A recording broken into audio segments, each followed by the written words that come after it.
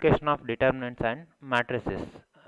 Actually ನಿಮಗೆ ಎಲ್ಲ ಗೊತ್ತಿದೆ ಪ್ರೀವಿಯಸ್ಲಿ ಅಂದರೆ ಸಿಸ್ಟಮ್ ಆಫ್ ಈಕ್ವೇಷನ್ನ ಹೇಗೆ ಸಾಲ್ವ್ ಮಾಡೋದು ಅಂತ.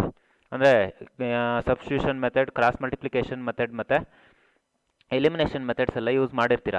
But by using matrix and determinants also we can solve system of linear equations. When we say that a linear system is consistent, ಯಾವಾಗ ಒಂದು ಸಿಸ್ಟಮ್ನ ಕನ್ಸಿಸ್ಟೆಂಟ್ ಅಂತ ಹೇಳ್ತೀವಿ ಅಂತ ಹೇಳಿದ್ರೆ, ಒಂದು ಸಿಸ್ಟಮಿಗೆ ಸೊಲ್ಯೂಷನ್ ಎಕ್ಸಿಸ್ಟ್ ಆದರೆ ಆ ಸಿಸ್ಟಮು ಕನ್ಸಿಸ್ಟೆಂಟ್ ಆಗುತ್ತೆ.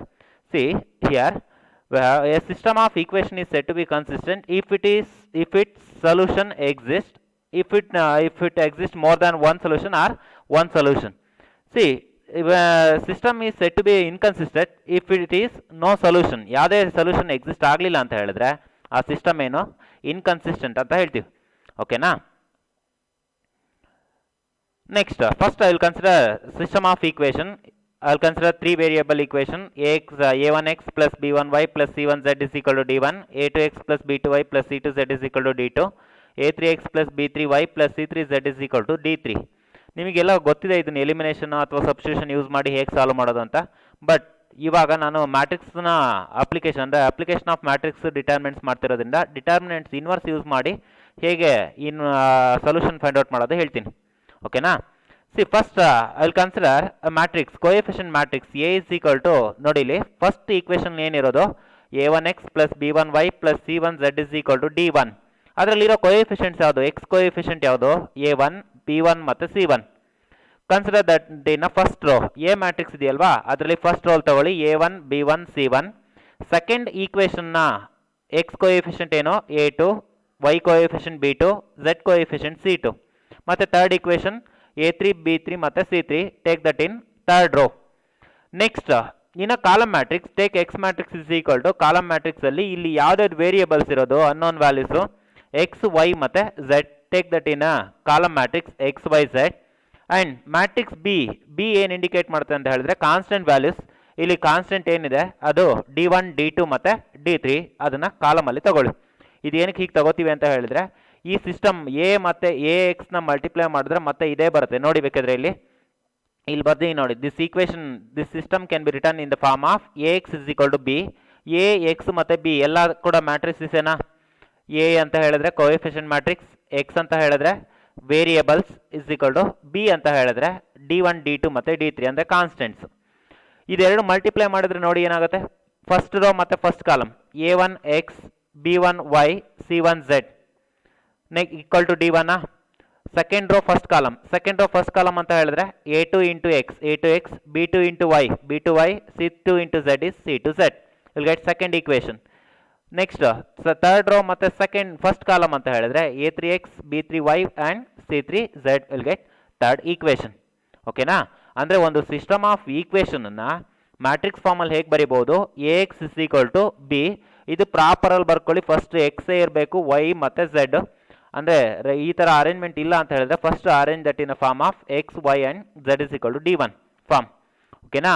Remember this one. Every system of equation can be written in the form of A X is equal to B. ಓಕೆನಾ? ಇಲ್ಲಿ ಎರಡು ಕೇಸ್ ಅರೈಸ್ ಆಗುತ್ತೆ. ಒಂದು, ಈಗ for example determinant of A is equal to 0 ಬಂತು ಅಂತ ಹೇಳಿದ್ರೆ ಅಲ್ಲಿ ಸೊಲ್ಯೂಷನ್ ಎಕ್ಸಿಸ್ಟ್ ಆಗುತ್ತೆ. ನಿಮಗೆ ಗೊತ್ತಿದೆ ಯಾವಾಗ ಅಂದರೆ ಕೋಇನ್ಸಿಡೆಂಟ್ ಲೈನ್ಸು ಮತ್ತು ಇಂಟರ್ಸೆಕ್ಟಿಂಗ್ ಲೈನ್ಸು ಮತ್ತು ಪ್ಯಾರಲಲ್ ಲೈನ್ಸ್. ಯಾವಾಗ ಸೊಲ್ಯೂಷನ್ ಎಕ್ಸಿಸ್ಟ್ ಆಗುತ್ತೆ? ಓನ್ಲಿ ಒನ್ ಸೊಲ್ಯೂಷನ್ ಎಕ್ಸಿಸ್ಟ್ ಆಗುತ್ತೆ. ಸಪೋಸ್ ಎರಡು ಲೈನ್ಸು ಇಂಟರ್ಸೆಕ್ಟಿಂಗ್ ಆದರೆ there exist a unique solution. ಅಲ್ಲಿ ಅಂಥ ಕೇಸಲ್ಲಿ ಡಿಟರ್ಮಿನೆಂಟ್ ವ್ಯಾಲ್ಯೂ 0 ಬರಲ್ಲ. ಓಕೆನಾ? ಅರ್ಥ ಆಗ್ತಿದೆಯಾ? ಸಿಸ್ಟಮ್ ಆಫ್ ಈಕ್ವೇಷನ್ ಏನು ನೆನಪಿದೆಯಲ್ವ? ಹೇಗೆ ಸಾಲ್ವ್ ಮಾಡ್ತೀರಾ? ಒಂದೇನಾಗಿದೆ, ಇಂಟರ್ಸೆಕ್ಟಿಂಗ್ ಲೈನ್ಸ್ ಬರುತ್ತೆ, ಮತ್ತು ಪ್ಯಾರಲಲ್ ಲೈನ್ಸ್ ಬರುತ್ತೆ, ಮತ್ತು ಕೋಇನ್ಸಿಡೆಂಟ್ ಲೈನ್ಸ್ ಬರುತ್ತೆ. ನಿಮಗೆ ಯಾವಾಗ ಇಂಟರ್ಸೆಕ್ಟಿಂಗ್ ಲೈನ್ಸ್ ಬರುತ್ತೆ ಅಂದರೆ ಓನ್ಲಿ ಒನ್ ಸೊಲ್ಯೂಷನ್ ಎಕ್ಸಿಸ್ಟ್ ಆಗುತ್ತೆ ಅಂತ ಹೇಳಿದ್ರೆ determinant of A not equal to 0 ಆಗಿರಬೇಕು. Means A must be a non singular matrix. ಓಕೆನಾ? ಎ ನಾನ್ ಸಿಂಗ್ಯುಲರ್ ಮ್ಯಾಟ್ರಿಕ್ಸ್ ಆದರೆ ಇನ್ವರ್ಸ್ ಎಕ್ಸಿಸ್ಟ್ ಆಗುತ್ತೆ. ಸೊ ನೋಡಿಲಿ, suppose A is a non singular matrix, then its inverse exist ಆಗಲೇಬೇಕು. Because 1 by means 1 by a, that is ax is equal to b, means already that system of equation can be written in the form of ax is equal to b. Idu ಏನು ಹೇಳಿ? System of equation ax is equal to b. Now what we need here, X ಬೇಕು. X ಅಂತ ಹೇಳಿದ್ರೆ matrix ತೊಗೊಂಡಿದ್ವಿ, X ಅಂತ ಹೇಳಿದ್ರೆ ಏನು X Y ಮತ್ತು Z ಅಂತ ತೊಗೊಂಡಿದ್ವಿ. ನಮಗೆ ಬೇಕಾಗಿರೋ ವ್ಯಾಲ್ಯೂಸ್ ಕೂಡ ಏನು ಎಕ್ಸ್ ವೈ ಮತ್ತು ಝೆಡ್. ಈಗ ನಾನು ಎಕ್ಸಿಗೆ ಸಾಲ್ವ್ ಮಾಡ್ತೀನಿ, ಅಂದರೆ ಈ ಎ ಎಲಿಮಿನೇಟ್ ಆಗಬೇಕು. So premultiply A inverse on both sides, ಎರಡು ಸೈಡು ಎ ಇನ್ವರ್ಸಿಂದ ಮಲ್ಟಿಪ್ಲೈ ಮಾಡಿ. ಎ ಇನ್ವರ್ಸಿಂದ ಮಲ್ಟಿಪ್ಲೈ ಮಾಡಿದ್ರೆ ಏನಾಯಿತು, A inverse into A into x is equal to A inverse into B. ಅಂದರೆ ಎರಡು ಸೈಡು ಫಸ್ಟ್ ಎ ಇನ್ವರ್ಸ್ನ ಮಲ್ಟಿಪ್ಲೈ ಮಾಡಿದ್ದೀನಿ, ಆಯಿತಾ. ಎ ಇನ್ವರ್ಸ್ ಇಂಟು ಎ ಅಂತ ಹೇಳಿದ್ರೇನು ಐಡೆಂಟಿಟಿ ಮ್ಯಾಟ್ರಿಕ್ಸಾ I into x is equal to A inverse into B. I into any matrix means that ಗೀಸ್ x is equal to A inverse into B. ಅಂದರೆ identity ಮ್ಯಾಟ್ರಿಕ್ಸ್ನ ಯಾವುದ್ರ ಜೊತೆ ಮಲ್ಟಿಪ್ಲೈ ಮಾಡಿದ್ರು ಮತ್ತೆ ಏನಾಗುತ್ತೆ ಎಕ್ಸ್ ಸಿಗುತ್ತೆ. X is equal to A inverse into B. ಅಂದರೆ ನಮಗೆ ಬೇಕಾಗಿದ್ದು ಎಕ್ಸ್ ವ್ಯಾಲ್ಯೂಸ್ನ, ಅಂದರೆ ಎಕ್ಸ್ ವ್ಯಾಲ್ಯೂ ಏನಾಯಿತು x is equal to A inverse B. Already in previous class you know how to find A inverse of a matrix. Inverse of a ಮ್ಯಾಟ್ರಿಕ್ಸ್ನ ಹೇಗೆ find out ಮಾಡೋದು ಗೊತ್ತಿದೆ. That is x A inverse is equal to ಏನು formula one by determinant of A into adjoint of A, that is A inverse formula. ಓಕೆನಾ. ಇದು ಯಾವಾಗ ಹಾಗಿದ್ರೆ ಇಲ್ಲಿ ಒಂದು ಸೊಲ್ಯೂಷನ್ ಎಕ್ಸಿಸ್ಟ್ ಆಗುತ್ತೆ. There exist only one solution. So this system is consistent or inconsistent. This system is consistent because there exist a solution. Solution exist ಆಗ್ತಿರೋದ್ರಿಂದ ಈ system ಏನಾಗುತ್ತೆ ಕನ್ಸಿಸ್ಟೆಂಟ್ ಆಗುತ್ತೆ. ಇದು ಫಸ್ಟ್ ಕೇಸ್, ನೆನ್ಪಿಟ್ಕೊಳ್ಳಿ. ಕನ್ಸಿಸ್ಟೆನ್ಸಿನ ಚೆಕ್ ಮಾಡಿ, ಚೆಕ್ ದಿ ಕನ್ಸಿಸ್ಟೆನ್ಸಿ ಅಂತ ಕೇಳ್ತಾರೆ ಒಂದು ಸಿಸ್ಟಮ್ ಕೊಟ್ಟು. ಆವಾಗ ನೀವು ಜಸ್ಟ್ ಈ ಥರ A X is equal to B ಫಾರ್ಮಲ್ಲಿ ಬರೀರಿ. ಎ ಅಂತ ಹೇಳಿದ್ರೆ ಕೋಎಫಿಷಿಯಂಟ್ ಮ್ಯಾಟ್ರಿಕ್ಸ್, ಎಕ್ಸ್ ಅಂತ ಹೇಳಿದ್ರೆ variables X Y Z, and B means constant values in that equation. ಓಕೆನಾ. ಎಲ್ಲಾದರೂ determinant of A not equal to 0 ಬರ್ತಿದೆ ಅಂತ ಹೇಳಿದ್ರೆ ಆ ಸಿಸ್ಟಮ್ಗೆ ಓನ್ಲಿ ಒನ್ ಸೊಲ್ಯೂಷನ್ ಎಕ್ಸಿಸ್ಟ್ ಆಗುತ್ತೆ. So that system is consistent. There exist a unique solution, so that system is consistent. ಓಕೆನಾ. Suppose ಇವಾಗ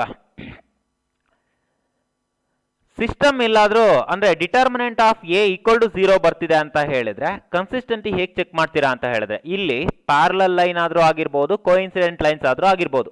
ಈ ಪ್ರೀವಿಯಸ್ ಕೇಸ್ ಏನಿದೆಯಲ್ಲ ಫಸ್ಟ್ ಕೇಸ್, ಅದು ಯಾವಾಗ ಅದು ಇಂಟರ್ಸೆಕ್ಟಿಂಗ್ ಲೈನ್ಸ್. ಎರಡು ಲೈನ್ಸ್ ಇಂಟರ್ಸೆಕ್ಟ್ ಆಗ್ತಿದೆ ಅಂತ ಹೇಳಿದ್ರೆ there is only one solution.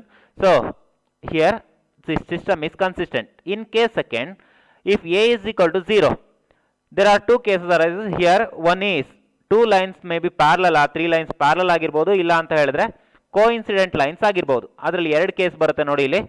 ಇದು directly we cannot say that system is inconsistent. ಇಲ್ಲಿ determinant of A not equal to 0 ಬಂದರೆ ಕನ್ಸಿಸ್ಟೆಂಟ್ ಆಗುತ್ತೆ, ಹೌದು. ಹಾಗಂತ determinant of A equal to 0 ಬಂದ ತಕ್ಷಣ ಇನ್ಕನ್ಸಿಸ್ಟೆಂಟ್ ಅಂತ ಹೇಳಲ್ಲ, ಆಯಿತಾ. ನೋಡಿ ಇಲ್ಲಿ ಏನು ಕ್ಯಾಲ್ಕುಲೇಟ್ ಮಾಡಬೇಕಂತ ಹೇಳಿದ್ರೆ ಅಡ್ಜಾಯಿಂಟ್ ಆಫ್ ಎ ಇಂಟು ಬಿನ ಕ್ಯಾಲ್ಕುಲೇಟ್ ಮಾಡಬೇಕು. In that case we have to calculate adjoint of A into B. Adjoint of A ಅಂತ ಹೇಳಿದ್ರೆ ಏನು ಹೇಳಿ, ಕೋಫ್ಯಾಕ್ಟರ್ ಮ್ಯಾಟ್ರಿಕ್ಸ್ನ ಟ್ರಾನ್ಸ್ಪೋಸ್, ಅದನ್ನು ಬಿ ಜೊತೆ ಮಲ್ಟಿಪ್ಲೈ ಮಾಡಿ ಆ ವ್ಯಾಲ್ಯೂ ಎಲ್ಲಾದರೂ 0 ಬರ್ತಿಲ್ಲ ಅಂತ ಹೇಳಿದ್ರೆ ಏನಾಗುತ್ತೆ, then the solution does not exist. So that system is called inconsistent. ಅಂದರೆ ಇದು ಪ್ಯಾರಲಲ್ ಲೈನ್ನ ಕಂಡೀಷನ್. ಈಗ ಎರಡು ಲೈನ್ಸ್ ಪ್ಯಾರಲಲ್ ಆಗಿದೆ ಅಂತ ಹೇಳಿದ್ರೆ ಅಲ್ಲಿ ಸೊಲ್ಯೂಷನ್ ಎಕ್ಸಿಸ್ಟ್ ಆಗುತ್ತಾ? ಯಾವುದೇ ಸೊಲ್ಯೂಷನ್ ಎಕ್ಸಿಸ್ಟ್ ಆಗಲ್ಲ, ಆಯಿತಾ. ಆ ಥರ ಕೇಸಲ್ಲಿ ಏನು ಬರುತ್ತೆ ಅಂತ ಹೇಳಿದ್ರೆ adjoint of A into B value not equal to 0 ಬರುತ್ತೆ. ಓಕೆನಾ. ಆ ಥರ ಕೇಸಲ್ಲಿ ಈ ಸಿಸ್ಟಮ್ನ ಏನು ಹೇಳ್ತೀವಿ, we can conclude that system is inconsistent. Next, if adjoint of a into b is equal to 0 means that system may be consistent or may not be consistent according to that system has infinitely many solution or no solution. ಅಂದರೆ ಇದು ಯಾವಾಗ ಅಂತ ಹೇಳಿದ್ರೆ coincident lines. ಈಗ coincident lines ಅಂತ ಹೇಳಿದ್ರೆ ಏನಾಗುತ್ತೆ, there exist infinitely many solution. ಅಲ್ಲೇನಾಗುತ್ತೆ ಎಕ್ಸಿಸ್ಟ್ ಆಗ್ಬೋದು, ಇಲ್ಲ ಸೊಲ್ಯೂಷನ್ ಕೂಡ ಎಕ್ಸಿಸ್ಟ್ ಆಗದೇನೋ ಇರ್ಬೋದು. ಆ ಥರ ಕೇಸಲ್ಲಿ adjoint of A into B equal to 0 ಬರ್ತಿದ್ರೆ ಅದೇನಾಗುತ್ತೆ, that infinitely many solution or no solution, ಅಥವಾ ಕನ್ಸಿಸ್ಟೆಂಟ್ ಆರ್ ಇನ್ಕನ್ಸಿಸ್ಟೆಂಟ್ ಅಂತ ಬರೀತೀರಾ. Determinant of A not equal to means that is consistent. Determinant of A equal to 0 ಬಂದರೆ ಅದು next ಕೇಸಲ್ಲಿ ಏನು ಮಾಡಬೇಕು, adjoint of A into B calculate ಮಾಡಿ.